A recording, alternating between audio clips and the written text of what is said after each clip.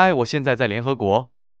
我的名字是 Nile DiMarco，我是一个演员、模特儿及倡议者。我出生在一个全是聋人的家族中，我是第4代聋人。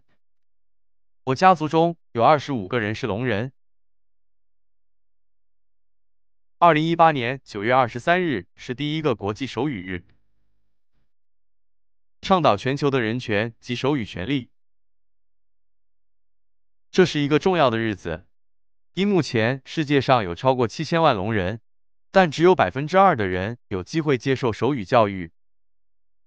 世界上许多国家仍未承认手语的语言地位，只将手语视为低阶的手势沟通，不仅导致剥夺了语言的权利，也限制了许多聋童的未来可能性。我们必须改变这个现状。我期待与联合国共同合作，来提升手语的意识，以及全球身障者的权益。